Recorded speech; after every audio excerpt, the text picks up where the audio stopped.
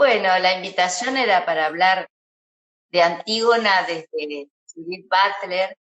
Yo sigo tu cuenta de Filosofía en el Abismo y trabajas mucho el pensamiento de Butler. Y un poco la idea era, durante el mes de julio, hablar de Antígona, más que nada a partir de lo que las mujeres dicen de Antígona, ¿no? Marta Nussbaum, María Zambrano. Estuvimos hablando con la colega y amiga Laura Llevador, que con Carmen Revilla han publicado un libro de varios autores ahí en Barcelona sobre la figura de Antígona. Y entonces, bueno, te invitamos para que nos ayudes a desentrañar un poco cómo es la Antígona de Butler, qué es lo que ella piensa a propósito de Antígona, ya que tiene un libro sobre eso, ¿no? Sí, sí. Bueno, a ver, bueno, primero muchas gracias por la invitación, obviamente, siempre es un placer participar de estos espacios, y bueno, más para hablar de nuestra querida Judith. Y bueno, a ver, ¿por dónde empezar, no? Con el tema Butler-Antígona. Bueno, a ver. Bueno, capaz, ¿no? Es algo curioso, ¿no? Es un libro,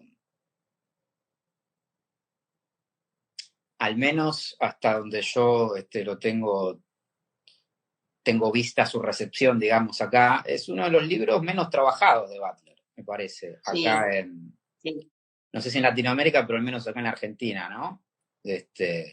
Si uno ve los libros que publicó Butler en la década del 90, El género en disputa, Cuerpos que importan, Excitable Speech, como acá lo tradujeron como lenguaje por identidad, inclusive Mecanismos psíquicos del poder, son libros muchísimo más citados, ¿no? Que el grito de Antígona o el clamor de Antígona, que es del 2000, si mal no recuerdo, ¿no? Me parece que se publicó en el 2000.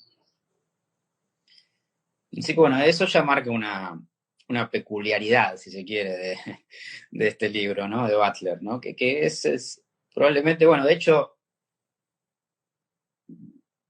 he dado, digamos, en diversos espacios, ¿no? Varias clases así sobre la obra de Butler. Pensándolo también, es uno de los libros que también yo, si bien lo tengo bastante trabajado, pero de los que menos utilizo a la hora de exponer el pensamiento de Butler, ¿no? Pero bueno, más allá de eso, me parece que es un libro que condensa, en principio, antes de hablar específicamente de Antígona, ¿no? Es un libro que condensa, me parece, varios de los intereses de Butler de la década del 90, para empezar, ¿no? Porque, a ver, los dos grandes interlocutores de Butler en el libro son Hegel y Lacan, sobre todo Lacan, ¿no? Sobre todo Lacan, del cual habría que decir algunas cosas ahora sobre la lectura, ¿no? Que hace, por qué a Butler le interesa, ¿no? Recurrir al seminario 7 de Lacan en este libro, más allá de que Lacan trabaja Antígona allí. Pero bueno, digamos, esos intereses nos remiten a la tesis doctoral de Butler, ¿no?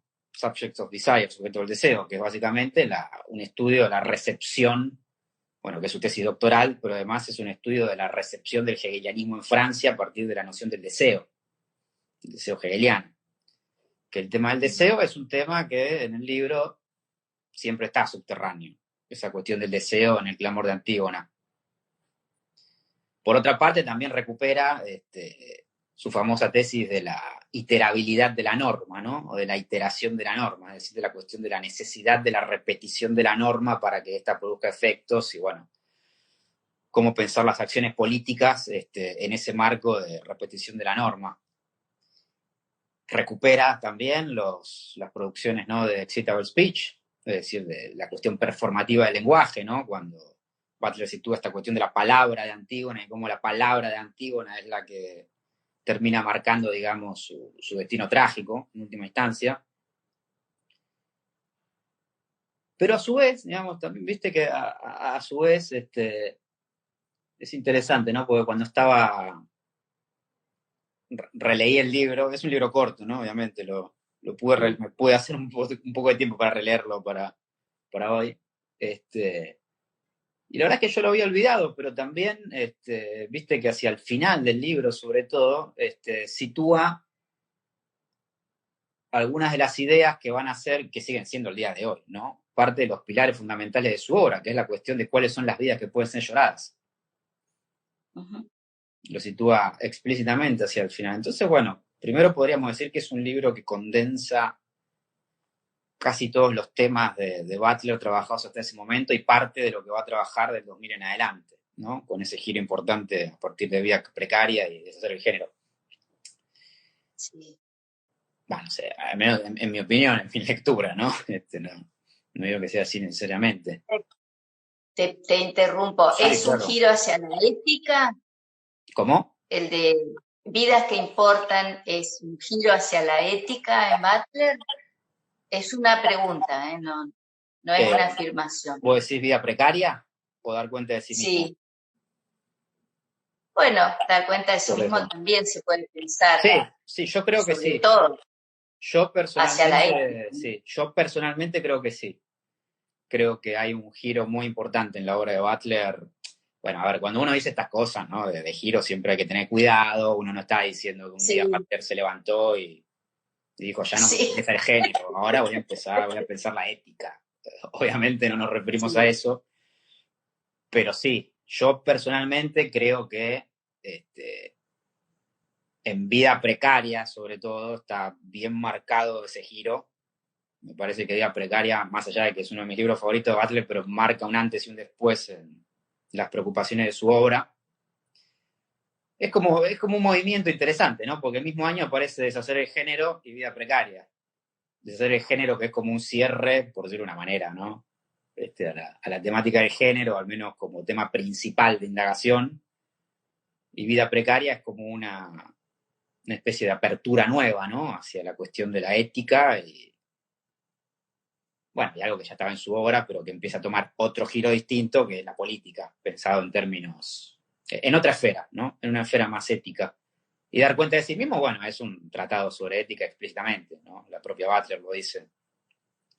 Más allá de cuestiones ontológicas y demás que hay en el libro, claramente creo que es un libro sobre ética. Y Antígona está también, ¿no? Como a medio camino de todo eso, porque discute la lectura más ética, si se quiere, entre comillas, de Lacan, pero obviamente que la cuestión de la política y de los conflictos, ¿no? Con la soberanía política principalmente aparecen en primer plano en el libro de Butler sobre Antígona. Pero bueno, yendo al libro, ¿no? Yendo al libro más específicamente, a mí, digamos, ¿no? Viste que hay varias lecturas, ¿no? Sobre la lectura de Butler de Antígona, que marcan sobre todo esta cuestión del deseo, ¿no? Yo no soy tan de esa línea, digamos, a la hora de interpretar este libro, pero digamos, si tuviera que sintetizar un poco, ¿no? De qué habla el amor de Antígona y cuál es yo diría que más que la lectura, el uso, ¿no? Que Butler quiere hacer de la figura de Antígona. Diría que es una lectura personal, obviamente, ¿no? Pero creo que el principal tema del libro, si habría que ser específico, es la discusión en torno al parentesco. Y cómo pensar, digamos, la problemática del parentesco en términos políticos, pero en el marco de una lectura política que pueda salir del binarismo entre esas dos vías hegelianas, ¿no? Y lacanianas, ¿no? La esfera privada y la esfera pública, o la esfera psíquica y la esfera simbólica, por decirlo de una manera medio light, ¿no? Ya nos metemos más profundamente con estas cuestiones. Pero me parece que un poco el interés de Butler es pensar cómo en Antígona el parentesco o el problema del parentesco responde más a esta cuestión que es su marco, el marco, ¿no?, de la iterabilidad de la norma, de cómo Antígona es esta especie de, como dice varias veces en el libro, ¿no?, de repetición aberrante. En realidad dice de repetición de la norma a veces aberrante del parentesco. Y como eso, digamos, abre a otras lecturas, que también hay que situar en contexto, ¿no? Me parece que situar en contexto, porque, a ver, este libro del 2000, si mal no recuerdo, pero si no es del 2000 es del 99, pero justamente, y aparece en el libro, en el último capítulo, ¿no? Es del 2000, sí. Del 2000. Del 2000. En 1999, justamente un año antes, en Francia, aparece, por eso está Lacan también en el libro, por eso digo, ¿no?, que es bueno situarlo, este asunto. En 1999 en Francia estuvo el debate en relación al PACS, al Pacto de Solidaridad Civil, que, bueno, vos lo debés conocer, pero para el público tal vez no lo conozca, fue una especie, digamos, de propuesta parlamentaria de unión civil entre dos personas del mismo sexo, que tenía algunas características que podrían ser similares a lo que aquí conocemos como el matrimonio igualitario, lo que se conoció con ese nombre, pero bueno, el punto es que cuando apareció esta temática del Pacto de Solidaridad Civil en Francia en 1999, apareció el debate también por la posibilidad de adopción de niños de dos personas del mismo sexo. Y en ese contexto, en Francia, varias figuras de la intelectualidad francesa salieron con los botines de punta a discutir, digamos, que eso no debía, no se discutía tanto el PACS, pero sí se discutía muy fervientemente la posibilidad de adopción de dos personas del mismo sexo. Sí. Y varias de las figuras, digamos, principales, ¿no?, de este campo intelectual francés, que públicamente se opusieron a esas medidas, fueron principalmente antropólogos y psicoanalistas lacanianos. Que no importa si son fieles o no a la obra de Lacan, el tema es que institucionalmente se reconocían y se reconocen y los reconocen como psicoanalistas lacanianos. Así que bueno, yo en parte también creo que, ¿no?, que es algo que igual menciona al final del libro, pero que me parece que también un poco el objetivo de Butler, que esto es algo que ya tenía escrito antes del 99, obviamente, parte, pero me parece que esas introducciones finales marcan también, ¿no?, la relevancia o la necesidad para ella de pensar en términos políticos la cuestión del parentesco y no en estos términos de naturaleza, cultura, lo simbólico, Claro. O en regímenes, digamos, que terminan alimentando una norma que ya ha causado bastante daño. Butler dice, más específicamente, permitir una especie de apertura crítica, dice al final, una especie de apertura crítica respecto al parentesco y respecto, por ejemplo, también a la cuestión del incesto, que son temas bastante más picantes, podríamos decir, y que creo que también hacen, ¿no?, que este libro no sea muy, muy mencionado, trabajado y demás. Pero bueno, nada. Sí, en principio yo creo que el principal tema del libro, más allá de la cuestión del deseo en Antígona y demás, es esta discusión en torno al parentesco. Bueno, no sé si estás de acuerdo o no, obviamente. Pero, sí, porque ella también, ella establece un debate con Hegel y con Lacan, ¿no? Pero coincido con vos en que el eje está, digamos, bueno, esta separación que hace Hegel de lo público y lo privado, representado por Creonte y Antígona, ella lo va llevando también, ya no abandona eso, lo va llevando también en lo que plantea con respecto a Lacan. Cuando Lacan hace una lectura de esta relación con el hermano que tiene Antígona y que de algún modo reproduce el estigma incestuoso del hijo y de toda la relación familiar, ¿no? Llevado al ámbito, sí, de lo político. Sí, porque hay también todo un cuestionamiento, y yo creo que coincido también con vos, escandaliza más el hecho de que una pareja de dos personas del mismo sexo, aunque todo lo que digamos puede ser usado en nuestra contra, porque van a decir, bueno, pero ¿qué pasa con lo transgénero, con esto, con lo otro? Pero bueno, digámoslo así, es decir, dos personas del mismo sexo. Son los términos del libro igual. Claro, exacto. Son los términos del libro. Claro, entonces, decir, ¿qué pasa con la función paterna, la función materna, con el hijo, en una relación donde las dos personas o son mujeres o son varones? Y eso es lo que más escandaliza. Bueno, el matrimonio igualitario, como lo denominamos aquí en Argentina, incluso esta idea de la naturaleza, que no es algo natural, que, por ejemplo, dos hombres tengan un hijo o dos mujeres tengan un hijo, quién va a ser de padre, quién va a ser de madre. O sea, hay toda una revisión ahí, donde también lo que a la filosofía política o la filosofía del derecho le preocupaba en la lectura hegeliana del derecho subjetivo, el derecho objetivo, todo eso también entra en discusión. ¿Hasta qué punto un Estado puede regular estas relaciones de parentesco? Sí. Sí, eso es, bueno, son materias, sobre todo el primer capítulo del libro, que Butler le dedica un extenso desarrollo. Pero bueno, justamente, ¿no? En esta línea que vos mencionabas, también creo que un poco no sé, repito, es una forma de leer el libro, no más que eso, pero creo que un poco la estrategia de Butler, ¿no? Porque si uno ve cuantitativamente en el libro, a quien más están dirigidas las críticas o las discusiones o las interlocuciones, a Lacan, sobre todo, ¿no? Sí. Que aparece prácticamente en todos los capítulos, en todo momento. Hacia el final, más que Lacan, ya es hacia el mundo lacaniano, o el mundo del psicoanálisis lacaniano. Pero hay una interlocución constante con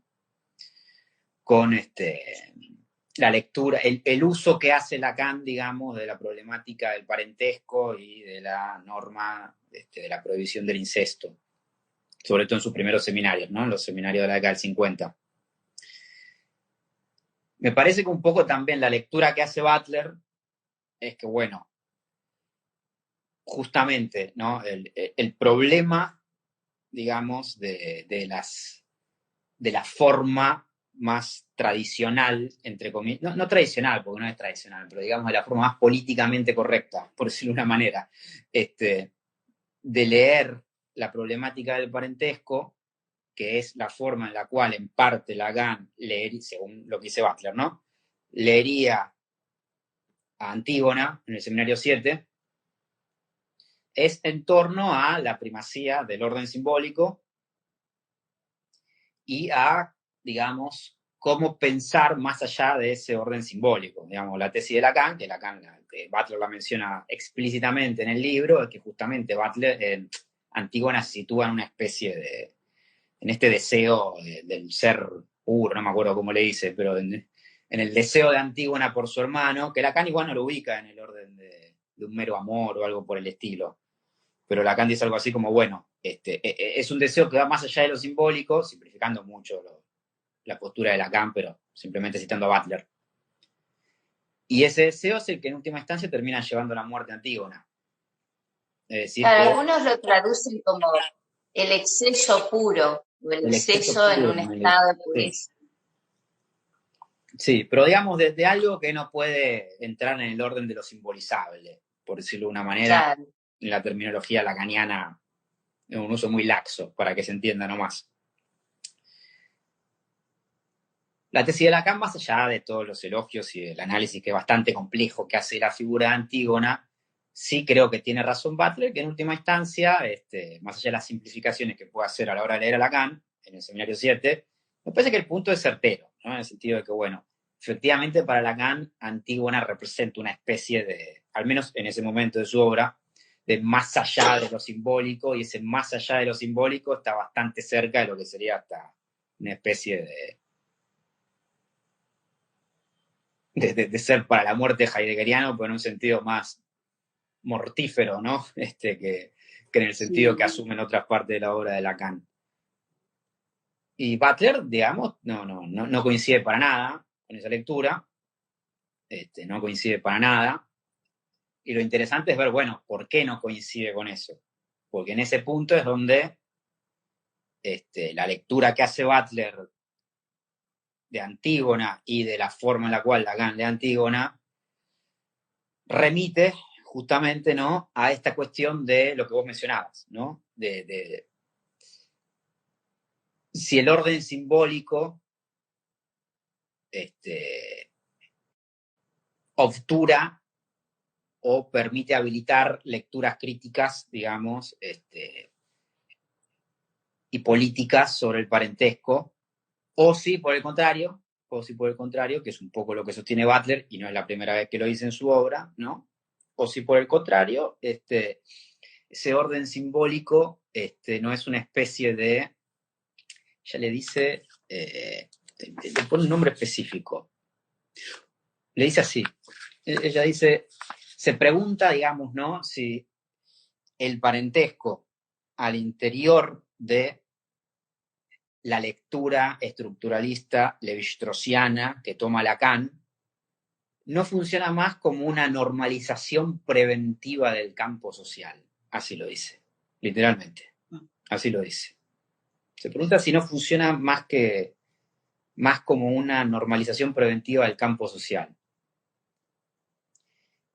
Y en ese punto es como que abre dos vías, ¿no? Porque por un lado está la vía más empírica, si uno quiere, que es la que estábamos mencionando antes, ¿no? La del Pax, la de cómo muchas veces, digamos, la institución del psicoanálisis, más que el psicoanálisis en sí mismo, termina siendo bastante reaccionario en su forma de posicionarse políticamente ante estas cuestiones y en la necesidad, digamos, de pensar de formas más comunitarias y conjuntas estos problemas.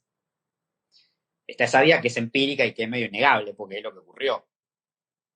Después las discusiones de si esos eran psicoanalistas o no lo eran, les pueden interesar únicamente a psicoanalistas, sinceramente, no a gente por fuera del campo del psicoanálisis. Pero está la otra vía, obviamente, que es más teórica, obviamente, en la argumentación de Butler, que es la que vos mencionabas de las posiciones, ¿no?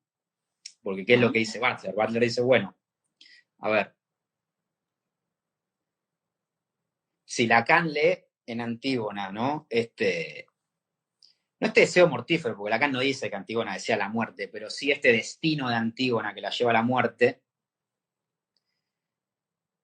es porque justamente, bueno, el intento de Antígona sea, aunque fuera trágico, ¿no? Aunque sea un intento trágico, pero ese intento por ir más allá de lo simbólico solo puede llevar a la muerte en este caso. Una muerte muy bella, muy heráldica, pero una muerte a fin de cuentas. Butler entonces ahí se pregunta, bueno, ¿qué noción de parentesco subyace a esa lectura? Y ahí es donde, digamos, sitúa una de las críticas principales del libro a una noción del parentesco, digamos, ligada al campo de lo simbólico, porque ahí es donde Butler dice, bueno, a ver, ¿cuál sería, digamos, qué es lo que, no vamos a decir Lacan para no ser irrespetuosos, ¿no? Pero desde el lacanismo se le respondería a Butler, que es algo que yo lo escuché 3 millones de veces cuando hablo de estos temas con psicoanalistas, se le respondería, bueno, usted está entendiendo mal, porque madre y padre son posiciones. Claro. Son espacios formales. Son espacios vacíos, por decirlo de una manera, que cualquier individuo los puede ocupar, y no importa que sea 2 personas, 2 varones, 2 mujeres, 2 personas trans, no importa. Son 2 espacios formales, vacíos, y entonces, digamos, bueno, es indistinto quién ocupa ese lugar. Ahora bien, Butler, acto seguido, señala, bueno, de acuerdo, supongamos que es así. En realidad dice 2 cosas, ¿no? Pero una, supongamos que es así. Si es así, ¿qué pasó? Que en el orden empírico eso no se ve. Es decir, si es así, ¿qué pasa? Que después cuando aparece el Pacto de Solidaridad Civil en Francia, los psicoanalistas salen a decir que es una aberración. En la teoría, supuestamente, no sería así. Y por otra parte, que creo que es la hipótesis más fuerte de Butler, ¿no? Y que no es nueva en este libro, ya está desde Género en Disputa, es que esa noción de parentesco, ¿no? Ligada a un orden simbólico que en algún punto es una ley que va más allá del hombre en tanto representa el lenguaje,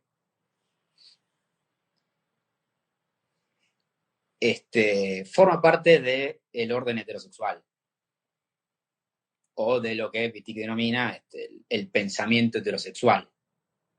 Y esa es la tesis fuerte de Butler, digamos, respecto al problema de lo simbólico y al problema del parentesco en el libro, que lo dice en una parte igual explícitamente, lo que respecta a Lacan, ¿no? Y a su lectura del Seminario 7, que sigue siendo, digamos, no escapa a lo que es el orden heterosexual. Y en ese punto, ¿no? Esto ya es una lectura más personal mía, ¿no? No, esto no lo dice Butler, sí lo dice Wittig, sí lo dice Monique Wittig en el pensamiento heterosexual. Ah, sí. Pero, bueno, no sabría decirlo en el Seminario 7 con exactitud. Aventuro a que sí, a que también. Pero si uno va a los seminarios anteriores de Lacan, Wittig dice, el lenguaje, el vocabulario con el cual Lacan construye su obra es netamente heterosexual. Y lo es. Eso es medio innegable. Yo sigo sin entender todavía cómo eso no es reconocido por el mismo campo del psicoanálisis, pero es un lenguaje netamente heterosexual. Butler en algún lugar dice, Butler y Preciado también, ambos dicen que Lacan probablemente intentó escapar a... Lacan era un brillante, obviamente, no era ningún idiota, y se da cuenta perfectamente del lenguaje que estaba utilizando. Pero, según Butler y según Preciado, por ejemplo, no logró escapar a ese lenguaje de carácter netamente heterosexual. Y hay como sobradas cuentas de eso, me parece a mí, al menos, ¿no? Igual que tampoco es algo nuevo, esto ya lo señalaba Gail Rabin en El tráfico de mujeres, ¿no? A fines de la década del 70. O sea, tampoco es que estamos un poco descubriendo la pólvora. Pero es un poco también, me parece, uno de los problemas, ¿no? de todo esto y de por qué justamente a pesar de una supuesta posición formalista que superaría los problemas, ¿no? de un orden heterosexual binario, luego en la práctica y en la empiria lo que uno ve es lo que señala Butler, es decir, posiciones que en el campo explícito de lo político son totalmente conservadoras. Sí. Totalmente conservadoras. Sí. Comentábamos con Laura Llevadot esta cuestión de cómo se realiza o deviene una lectura, más que nada desde Hegel, no desde Lacan, sino desde Hegel, que las mujeres no pueden gobernar, no pueden estar en un lugar de poder, porque precisamente la mujer está más del lado de lo subjetivo, de lo doméstico, incluso en esta imposibilidad de la mujer de la negociación política, porque la mujer radicaliza su deseo, se empecina en ese deseo y no puede incorporar un ámbito público, ¿no? O estar al frente de la posibilidad de gobernar un país o de gobernar una región. Entonces eso estaba también pensado a partir de Hegel en los términos de la política, del derecho, incluso de la ética, porque hay también quienes plantean como una ética de la mujer, que sería una ética que le impide a la mujer pensar lo público, habitar lo público, lo colectivo, digamos. En ese sentido hay una lectura muy conservadora que viene desde Hegel con relación a las mujeres. Sí, sin duda. Bueno, digamos la hipótesis de Butler nuevamente, que en el caso de Lacan, contra la voluntad del propio Lacan, digámoslo, pero contra la voluntad del propio Lacan, por decirlo de una manera, su forma de leer Antígona está en continuidad con esa manera conservadora de leer el papel de la mujer en el espacio de lo público, ¿no? Sí. El Estado, la poli, que son temas más antiguos que... Pero bueno. Sí. Por eso. Sí. Pero bueno, un poco la hipótesis de Butler es esa.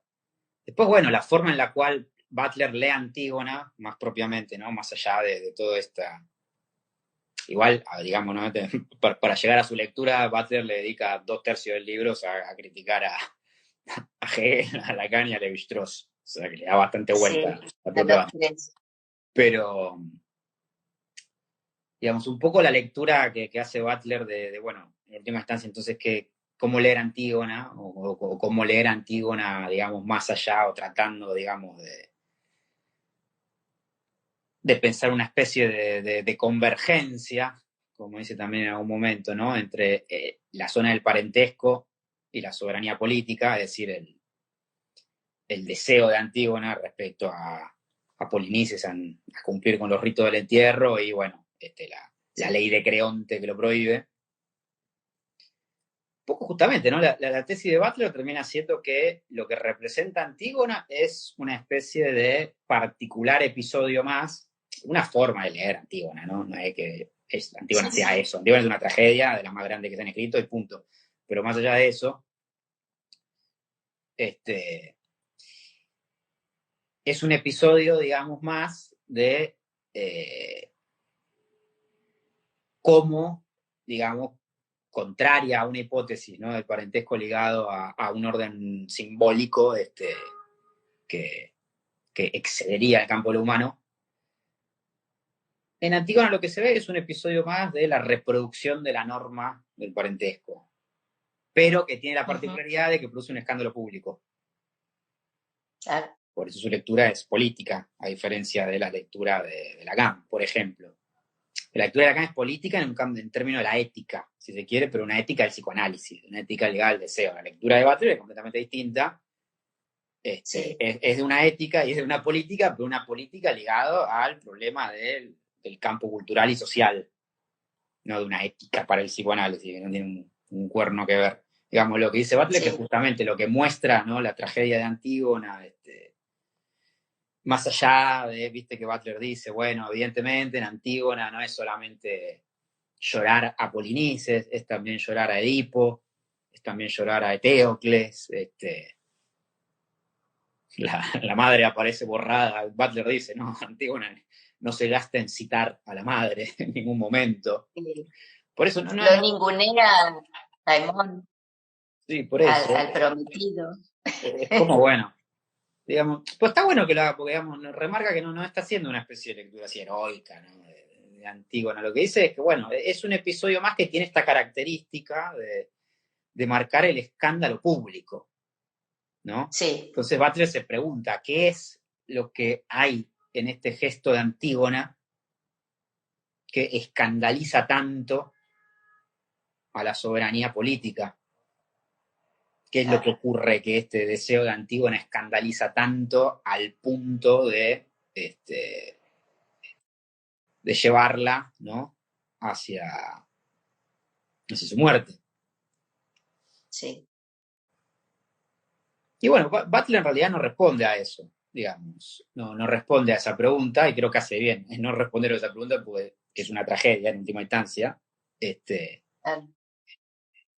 Pero sí marca esto, ¿no? Hacia el final, que la lectura de Butler me parece, ¿no? Respecto al deseo de Antígona, respecto a Polinices y a esta necesidad de duelarlo, en los términos butlerianos, justamente, ¿no? Tiene que ver con el hecho de que lo que no acepta, esto es una lectura de Butler, ¿no? Lo que no acepta Antígona es una ley que no permita llorar determinadas vidas. Sí. Que bueno, por eso decía, ¿no? Que es como que está también contenido parte, ¿no?, de lo que va a ser el desarrollo de una de las tesis principales, ¿no?, de vida precaria, que es esta problemática de las vidas lloradas. ¿Quién determina cuáles vidas son pasibles de duelo, de ser lloradas, y cuáles no? Cuáles pueden ser aniquiladas, como el caso de Polinices, y hasta transformadas en nuda vida, en términos de Agamben. Viste que al final Butler claro. dice que es... Sí. Polinices termina, ambos, Polinices y después Antígona, por su destino, terminan siendo una especie de nuda vida, que bueno, al tratar de oponerse a la soberanía política, así terminan. Pero bueno, sí. También es interesante, ¿no? Porque creo que es otra forma de leerlo también esto, ¿no? Repito, ¿no? Es una lectura más personal, si se quiere. Pero es interesante porque también pareciera como que, no sé vos qué opinarás, pero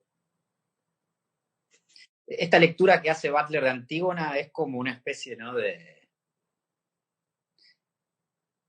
parodia mortífera del parentesco, por decirlo de una manera, utilizando los términos de la propia Butler, ¿no?, de la parodia de género en disputa, porque termina siendo una especie de reproducción, digamos, trágica y mortífera de estas leyes del parentesco que ni siquiera, que en parte Antígona lo elige y en parte no. En parte no, porque son leyes, funcionan como normas. Y es interesante, ¿no? Porque lo pone en un plano que va mucho más allá de la cuestión de las lecturas, algunos tipos de lecturas, ¿no?, sobre la tragedia de Antígona, de bueno, si el incesto, si no el incesto, si el deseo de Antígona por Polinices es incestuoso, no es incestuoso, lo que sea. El punto es que es esta especie, digamos, de reproducción, ¿no?, de un mandato de parentesco, en lo que respecta al hermano, y de las consecuencias con el choque mortífero con una soberanía política. Una soberanía política que justamente no da lugar a eso, no da lugar a otra forma de pensar el parentesco. Sí. Sí. A mí lo que me sorprende de Antígona, como personaje, como mito, es todo lo que inspira a Antígona. Porque cada vez encuentro más lecturas, más interpretaciones, más traducciones, más identificaciones.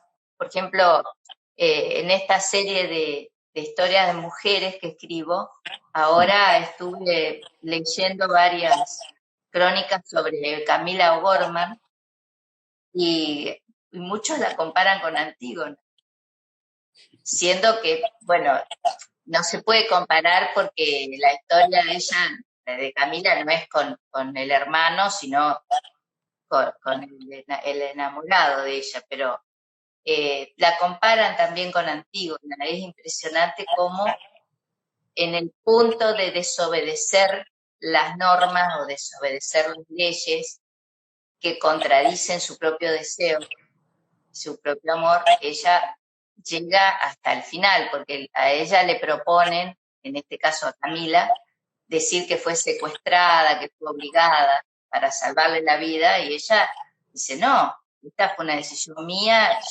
está en la declaración de ella cuando la juzgan, decir que esa fue una decisión de ella y que acepta hasta las últimas consecuencias el castigo que le dan por esto.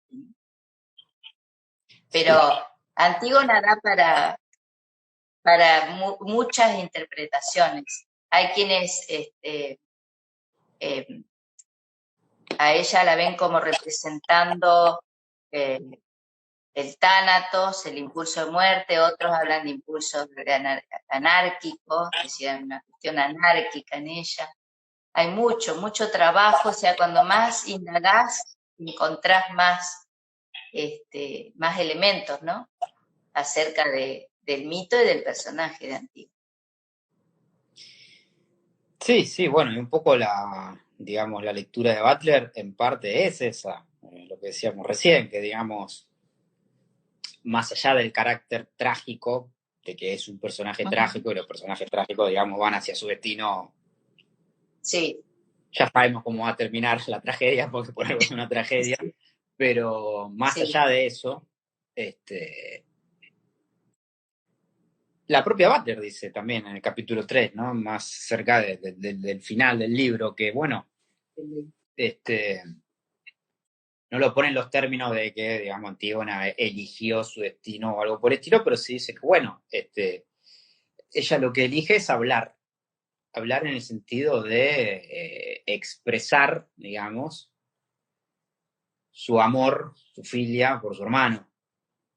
Y es esa expresión la que termina resultando totalmente intolerable a la ley de Creonte o a la soberanía política, en este caso. Igual te termina diciendo un poco eso, que es esa afirmación de la palabra y, en este caso, los efectos performativos más mortíferos, ¿no? de esa palabra. Sí. Pero mortíferos no en el sentido justamente, no en el sentido que le da Lacan, de que sería de que la palabra Antígona sería mortífera porque, bueno, iría más allá de lo simbólico en su deseo o lo que sea. Mortífero en el sentido de que es ella contra una ley, una soberanía política que no permite otra forma de parentesco, digamos. Claro. No permite pensar otra Sí. o sea, parentesco, ya la lectura pura y total de Butler, pero más allá de eso, digamos, es esa, ¿no? La lucha trágica que Butler lee en Antígona. Es más la palabra de Antígona, sostenida obviamente en su amor por el hermano, contra la norma, si se quiere. Si queremos simplificarlo más todavía, ¿no? Porque es una simplificación, pero bueno, contra la norma política soberana.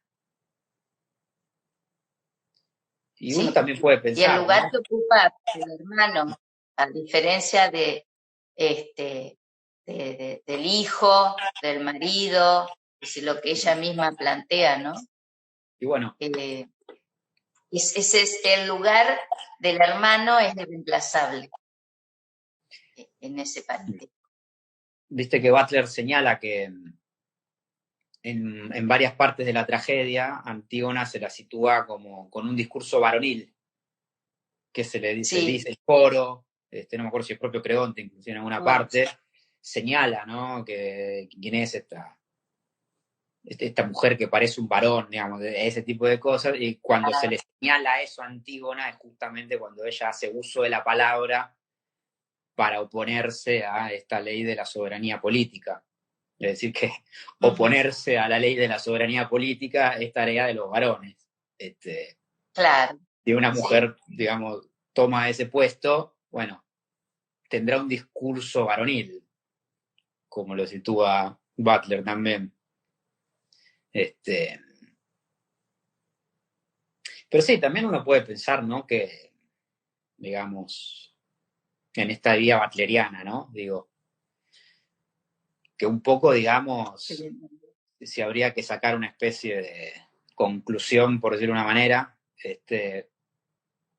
respecto a la lectura de Butler de Antígona, es que, bueno,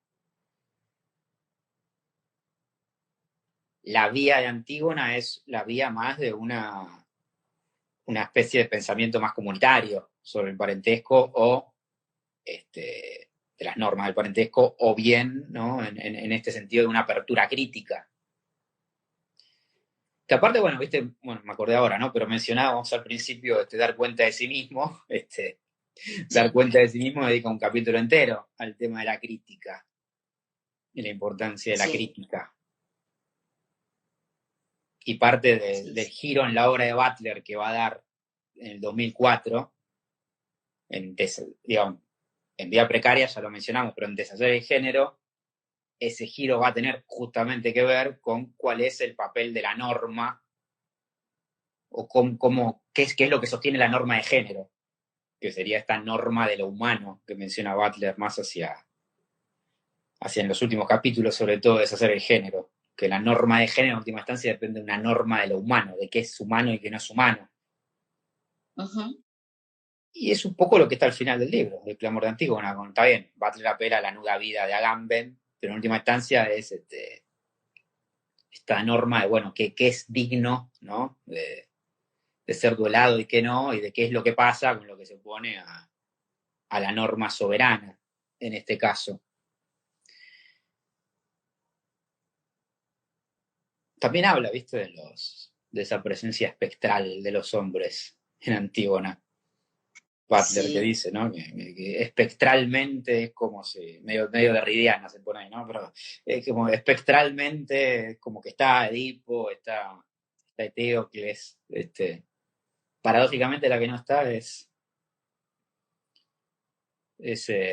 Yocasta. Yocasta la madre. Paradójicamente la que no está en el discurso de Antígona es Yocasta, ni su hermana. Y que Antígona comienza hablando con la hermana, digamos, también mostrando esta diferencia frente a la norma de la hermana, que respeta y acepta todo lo que viene de... Y ella en un momento le dice a Creonte que la hermana es la que va a llevar adelante el proyecto de vida, de formar una familia, tener hijos en su lugar, porque ella no va a poder. Hay como una también delegar a la otra parte ya resignada, porque la hermana no la acompaña en esto. Entonces, bueno, eso también, así comienza un poco la obra, pero es cierto que la madre no existe para ella en todo el planteo, ¿no? No, pero bueno. Es curioso también, ¿no? Porque este libro, digamos, en parte, me dedico un poco a lo que es crítica del psicoanálisis, y en el caso, está pasando una ambulancia acá, no se escucha, pero está como a full. Digamos, es curioso porque hoy en día, sobre todo, digamos, se habla bastante, ¿no?, de las críticas de Butler al psicoanálisis, pero siempre se mencionan el género en disputa y cuerpo que importa. El grito de Antígona, que es donde paradójicamente está la crítica más elaborada al psicoanálisis en obra de Butler. Sí. Sí. Y algo debe movilizar ahí. Yo vengo del ámbito de la filosofía, así que mis lecturas, incluso las lecturas de Lacan, son desde la filosofía.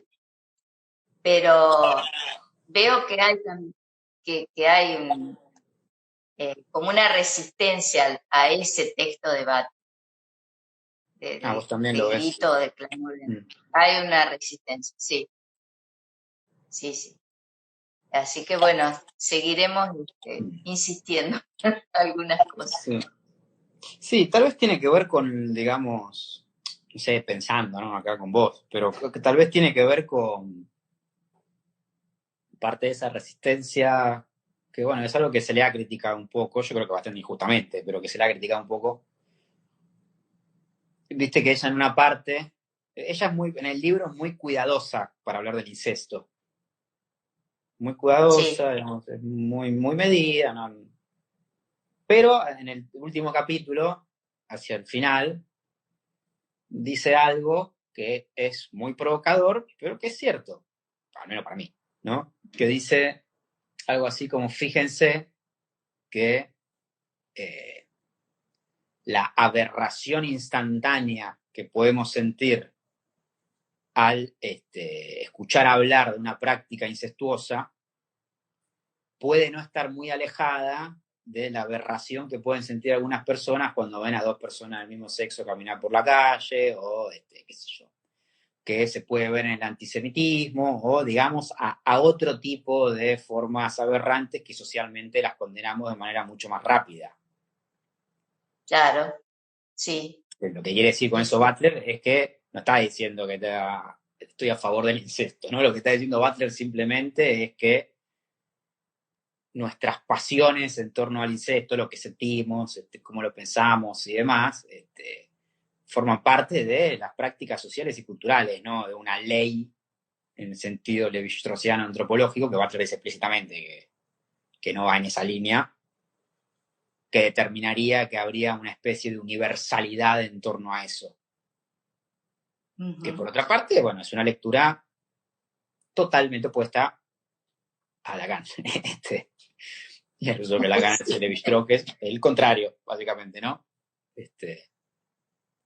Pensar la universalidad de esa ley. Y que no fue lo único, ¿no? Althusser también lo sostuvo ahí en Psicoanálisis y Ciencias Humanas, tuvo mucha incidencia, ¿no? Eso. Pero bueno, no sé si será por eso, tal vez, ¿no? Que hay. De hecho, bueno, le han criticado un poco esa postura demasiado liviana a Butler. Pero bueno, es una vía, ¿no? Si algo caracteriza a Butler, por suerte, es que no le tiene miedo a lo que puedan decir sobre su obra.